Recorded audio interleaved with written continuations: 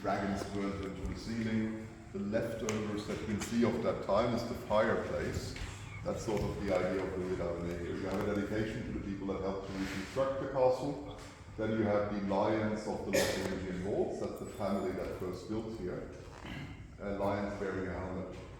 And underneath you have a generic fighting scene where one of the persons is not wearing his breeches. That's the intention here. The old historians, they really like that other real story where the English bowmen go on the field without underpants because they have the runs, and then they beat the French army. It's sort of the play on here. And these people are quite prudish. You can't show any leg of a woman. You're not supposed to be out of a suit if you're in public.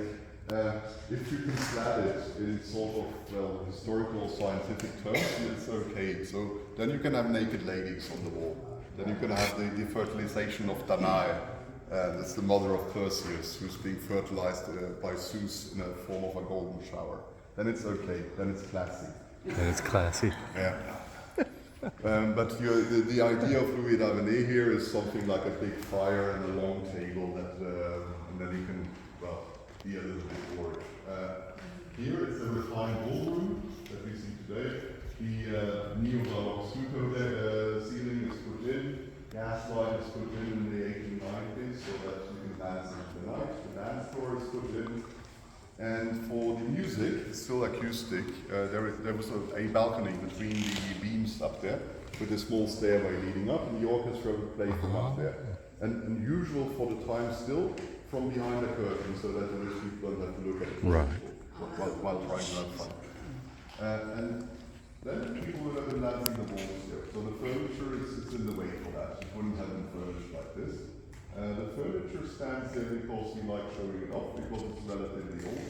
But the furniture, all of it has in common that it's built to look older than it is. The knight's armor as well. Whole historicism from the 1820s roughly till the 1950s. Often rich merchants build stuff that is supposed to look older than it is. Washington DC is the best example. It's supposed to look like a Roman town.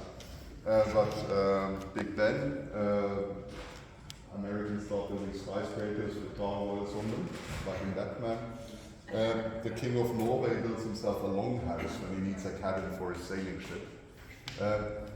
All over the Western world they're doing this, and usually this castle is also an example of that. It's usually rich merchants that sort of try to copy the lifestyle of the old aristocrats. They're reading a lot of the classics, they're reading the ghost stories, and not all of them have 20 million euros to build themselves a castle, but they have quite an amount of money, and they build themselves a historical villa next to the railroad in the suburbs of the bigger cities. And then you can have a choice if you want medieval decorations, or Roman decorations, or Baroque decorations, medieval decorations, to fit with the historical style of your villa. That's what's going on here. And I've been thinking about why they do this, and I'm thinking maybe they're a little bit politically reactionary, and also that they might be afraid of the future, because everything is changing quite rapidly with the Industrial Revolution. They're losing something. If you read Tolkien, you find this idea of loss that happens when the bad wizard starts industrializing, for instance. That's the idea that's going on.